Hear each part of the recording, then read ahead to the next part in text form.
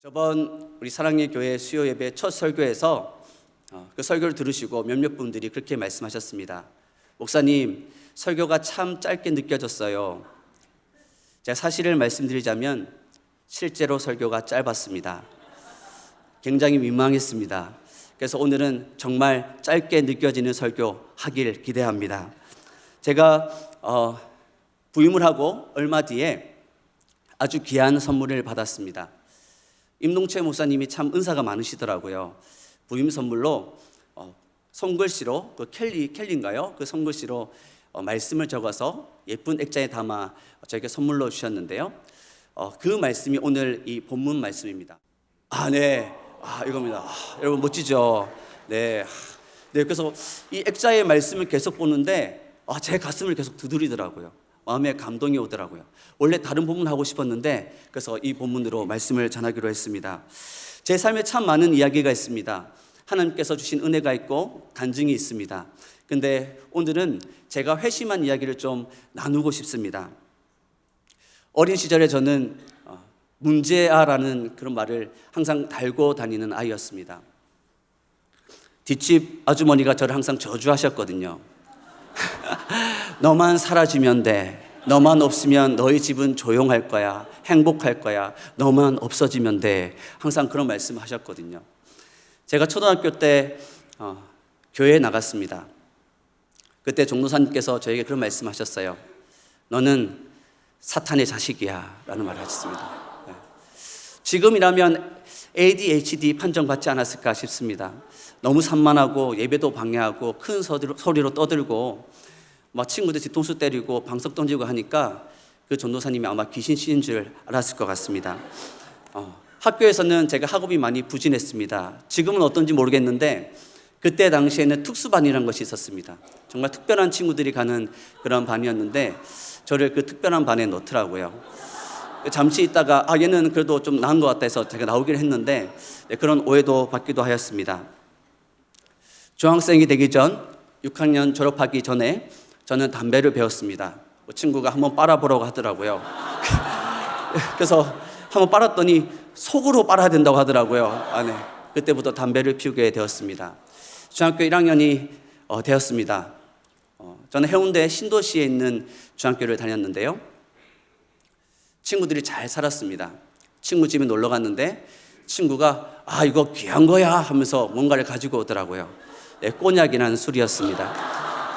다른 친구 집에 갔습니다.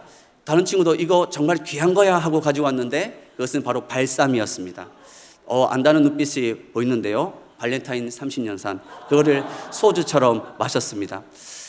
그렇게 학창시절을 보냈는데 문제가 많은 친구들과 친구가 되고 더 많은 문제들을 일으키고 패싸움도 많이 하고 싸우기도 많이 싸우고 맞기도 많이 맞았습니다. 고등학교를 진학할 때가 되었습니다. 친구가 저에게 찾아와서 아주 기쁜 소식을 전하더라고요. 저기 요고가 있는데 남녀공학으로 바뀐대. 블루오션이야. 저기로 가자라는 이야기를 하더라고요. 친구 따라 강남 간다고 저는 따라갔습니다. 여러분, 친구 따라 강남 가면 어떻게 되죠? 망합니다. 거의 대부분 망하게 되어 있습니다. 친구 따라갈 곳은 교회밖에 없습니다. 근데 저는 따라갔더니 망하게 됐습니다. 맨날 싸움이 일어나고 경찰차 올라오고 서열이 정리될 때까지 맨날 싸움이 일어났습니다. 저희 정류장에도 싸움이 일어나고 골목길도 싸움이 일어나고 무슨 진짜 영화에 나올 법한 쌍칼을 들고 설치고 그런 학교에 제가 가서 제가 학교가 너무 무서워서 저도 그렇게 좀 약한 아이는 아니었는데 그 학교가 너무 무섭더라고요. 그래서 제가 학교를 좀 많이 안 갔더니 퇴학당하게 생겼다고. 그때 저희 어머니가 학생 주임 선생님에게 찾아가서 무릎을 꿇고 싹싹 빌었습니다. 제가 참 짐승같이 살았는데 그 모습을 보니까 제가 어머니가 차려준 밥상 뒤엎고 저희 어머니 얼굴에 쌍욕도 하고 그랬었는데 그 모습 보니까 이건 아니다 싶더라고요. 그때부터는 봐가면서 학교를 빠지면서 그렇게 다녔습니다. 제가 이제 고등학교를 졸업할 때쯤이 되었는데요. 제가 동경하는 문화가 있었습니다. 바로 야쿠자 문화였습니다. 저는 조폭을 참 사랑하고 멋지다고 생각하던 그런 아이였습니다. 어느 날 같이 운동하는 형님이 있었는데 전신 문신을 하셨더라고요. 등에 연고를 발라야 되는데 저보고 발라달라고 하는데 와, 그 디테일한 그 터치, 와, 너무 멋지게 느껴지더라고요.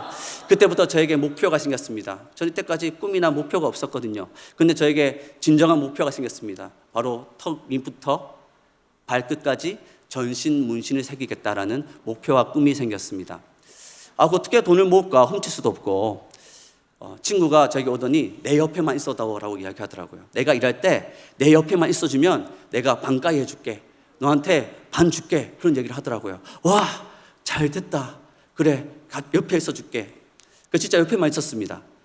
그렇게 일을 다니고 옆에 있고 또 가까운 친구 어머니가 가까운 곳에 가게를 운영하고 있었는데 매번 가서 밥도 얻어먹고, 그동안 친구 어머니가 저와 제 친구를 위해서 기도하고 계셨더라고요. 계속 기도하는 가운데 그 알바를 마치게 될 시점이 되었습니다. 어느 정도 돈이 모였거든요. 초안 정도는 제가 새길 수 있는 그런 때가 되었습니다.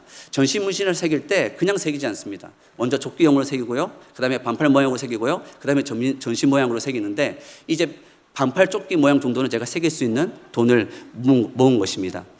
그래서 제가 이제 한번 새기러 가면 되겠다. 한번 이제 어떻게 하지? 오른쪽 가슴에는 호랑이, 왼쪽 가슴에는 용, 등에는 호리병 등 보살, 양쪽 어깨에는 일본 도깨비 오니, 이렇게 새기면 되겠다. 그런 생각들을 하고 있는데 친구 어머니가 식사를 다 한 후에 저와 제 친구에게 복음을 전하시더라고요. 그 복음을 듣는데 전혀 아무 감흥도 없었습니다. 뭐라는 거야? 그런 생각이 들더라고요. 그날 밤 저와 제 친구는 주님을 만나러 포장마차로 갔습니다. 그때 당시에 제가 섬기던 주님은 시원 주님이었습니다. 우리 전라도는 입새 주님 섬기다고 하더라고요. 그 시원 소주를 한 잔 마시고 알탕을 먹는데 와, 평소에 그 맛이 아니더라고요. 새로 산 담배 한 갑 뜯고 담배 한 대를 빼어 물었습니다. 그렇게 맛있던 담배인데 담배가 맛이 없더라고요.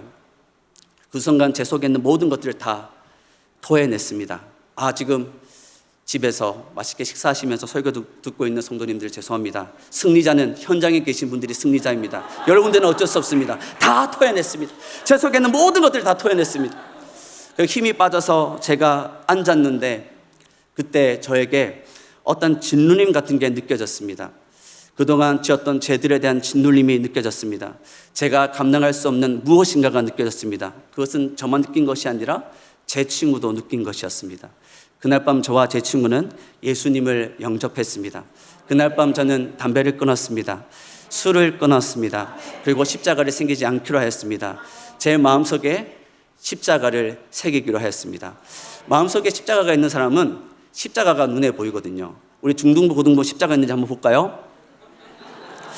역시 속지 않습니다. 우리 유치부 친구들 이렇게 아주 예쁜 모습으로 보여주는데 역시 중등부, 고등부 머리가 커서 보여주지 않습니다. 저의 인생은 180도 달라졌습니다. 저는 강한 사람이었습니다. 강한 사람인지라 저한테 강하게 대했으면 저도 강하게 대했을 것인데 하나님께서는 부드러운 사람들을 만나게 해주셨습니다. 저를 품어주고 안아주고 위로해주고 저의 상처를 싸매어주는 그런 분들을 만나게 하였습니다. 그렇게 좋은 신앙의 선배들과 함께 신앙생활하는 가운데 선교를 꿈꾸게 되었습니다. 이후에는 제가 선교학을 배우기 위해서 고신대에 입학했습니다. 어느 날 계단을 내려가고 있는데요, 어떤 사람이 계단을 올라오다가 얼굴이 사색이 돼서 뒹굴려고 하는 것 장면을 제가 보게 되었습니다. 자세히 보니 중학교 동창이었습니다. 그 친구가 저한테 그렇게 얘기했습니다. 네가 여기 와 있노? 제가 하고 싶은 말이었습니다. 그 친구는 음대 회장이었습니다. 와, 네가 음악을 한다고? 믿기지 않는 친구였는데, 박두호라는 친구였는데, 두호야 듣고 있니? 보고 있니? 내가 더 믿기지 않았어. 근데 그 친구가 저를 볼 때마다 하는 말이 있었습니다. 너는 살아있는 복음이야. 내가 너를 보면 하나님이 살아계심을 믿게 돼 라는 말을 하더라고요. 볼 때마다 그 얘기하는 겁니다. 너는 살아있는 복음이야. 내가 너를 볼 때마다 하나님이 살아계심을 믿게 돼. 근데 제가 그 말을 여러 번 듣는데 솔직히 제가 그 정도는 아니거든요. 제 속에 뜨거움은 있지만 살아있는 복음? 내 모습을 통해서 하나님의 살아계심이 보인다고? 그날 밤 참 많이 울었습니다. 하나님, 정말 제가 그런 사람 되고 싶습니다. 살아있는 복음이 되고 싶습니다. 많은 사람들이 저의 모습을 통해서 하나님의 살아계심을 보았으면 좋겠습니다. 제 삶이 복음이 되기를 원합니다. 우리의 삶이 복음이 되기를 원합니다. 어떻게 하면 그러한 삶을 살 수 있을까요? 오늘 본문 말씀은 아주 명확하게 말씀하고 있습니다. 18절 말씀 다시 한 번 더 보도록 하겠습니다. 십자가의 도가 멸망하는 자들에게는 미련한 것이요 구원을 받는 우리에게는 하나님의 능력이라. 이 말씀의 1차 독자는 고린도 교회입니다. 그렇다면 고린도 교회, 또 고린도라는 도시의 그 상황을 우리가 좀 알아야 되겠죠. 고린도라는 도시는 무역 도시였습니다. 당시의 무역 도시라는 것은 돈이 많다는 의미입니다. 무역을 많이 하기 때문에 세금도 많이 걷고 많은 사람이 오고 갔습니다. 돈이 많은 부자 도시였습니다. 또 많은 사람이 오고 가다 보니까 우상을 섬기는 신전들이 많이 있었습니다. 각 지역에 많은 신들을 가지고 와서 그곳에 우상을 세운 것이죠. 뿐만 아니라 고린도는 수사학의 도시였습니다. 수사학은 말하는 기술을 가르치는 학문입니다. 철학 중에 한 분과인데요. 이 수사학을 통해서 말하는 기술을 익혔습니다. 이 고린도라는 도시에서 날마다 매해마다 이 웅변 대회가 열려서 누가 말 잘하는가, 누가 잘 가르치는가에 대한 대회가 계속해서 열렸습니다. 누가 잘 가르치는 사람인가, 누가 위대한 철학자인가를 가늠하는 기준이 있었는데 그것은 누가 돈을 많이 받는가였습니다. 이 사람 얼마 받았대, 저 사람 얼마 받았대, 그것이 그 사람이 대단한 사람인가 대단하지 않는 사람인가를 가늠하는 기준이었습니다. 그런데 사도 바울은 복음을 전하는 방식이 있거든요. 첫째는 입술을 열어서 복음을 전했습니다. 두 번째는 삶을 통하여 전했습니다. 17절 말씀 우리 한번 볼까요? 아까 전에 읽진 않았지만 10절 말씀 우리 함께 읽어보겠습니다. 그리스도께서 나를 보내심은 세례를 베풀게 하려 하심이 아니요 오직 복음을 전하게 하려 하심이로되 말의 지혜로 하지 아니함은 그리스도의 십자가가 헛되지 않게 하려 함이라. 아멘. 여기서 말의 지혜라는 것은 철학을 이야기합니다. 나는 저들의 방식을 따르지 않습니다.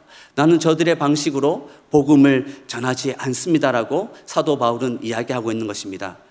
수사학의 도시에서 화려한 말빨로 복음을 전하지 않겠다라고 말하고 있습니다. 그는 선명한 십자가를 전했습니다. 참된 진리를 전했다는 것입니다. 그는 말로 십자가를 전했습니다. 뿐만 아니라 그 삶을 통하여 그 십자가를 보여주었습니다. 삶을 통해서 어떻게 그 십자가를 보여주었습니까? 그는 이 고린도 교회에 한정하여서 사례를 받지 않았습니다. 내가 지금 복음을 전하고 있는데 저 순회 철학자들처럼 웅명가들처럼 사례를 받으면 분명 이 고린도 교인들이 나의 이 복음을, 내가 전하는 이 복음을 오해할 터인데 저는 당신들이 주는 돈 받지 않겠습니다. 차라리 저 북쪽에 있는 마게도냐, 저 가난한 빌립보, 데살로니가, 베레아 교회에서는 헌금을 받을지언정 제가 당신들에게는 헌금을 받지 않겠습니다라고 그는 선포합니다. 또한 그는 고기를 먹지 않았습니다. 고기를 볼 때마다 와 맛있겠다, 먹고 싶다 그런 생각하지 않았을까요? 그러나 그는 고기를 먹지 않았습니다. 그는 자유인입니다. 그는 그리스도 안에서 자유를 누리고 있는 사람입니다. 그는 고기를 먹어도 된다고 생각했습니다. 그러나 덕을 위하여 당시에 초신자들 가운데 이 고기들은 모두 다 이방 신전에서 나왔거든요. 그거를 보는데 저 고기 더러운 고기인데 저 고기 먹으면 안 될 것 같은데 라고 생각하는 사람들이 있었습니다. 그들을 위하여서 그는 고기를 먹지 않았습니다. 그는 십자가를 지고 십자가를 보여주는 그런 복음의 방식으로 그렇게 복음을 전해왔다는 것입니다. 복음의 핵심은 무엇입니까? 바로 십자가입니다. 십자가가 전해져야 하고 예수가 드러나야 합니다. 그것이 참된 복음입니다. 저를 변화시킨 복음의 중심에는 십자가가 있었습니다. 말뿐만 아니라 삶을 통하여 십자가를 드러내었을 때 제가 회심하게 되었습니다. 오늘 이 본문 말씀은 이것이 하나님의 능력이라고 말하고 있습니다. 두나미스 투 데우, 하나님의 능력. 두나미스 투 데우, 하나님의 능력이라고 말하고 있습니다. 원어 두나미스는 한글로 번역하면 능력입니다. 근데 더 풀어보자면 총체적인 능력이라 하겠습니다.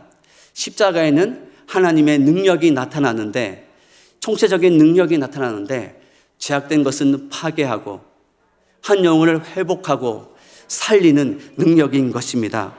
제가 들은 복음에는 두나미스 2 대우가 있었습니다. 하나님의 능력이 있었습니다. 그런데 이 복음 여러분 누가 전했습니까? 이 복음 누가 전했습니까? 유명한 목사님입니까? 어떤 붕사입니까? 어떤 유명한 선교사님입니까? 아닙니다. 친구 엄마였습니다. 그때 제 또래의 친구들에게 있어서 제일 영양가 없는 사람이 우리 엄마 친구 엄마입니다. 그런데 친구 엄마가 복음을 전했을 때 저에게 십자가가 새겨졌습니다. 하나님,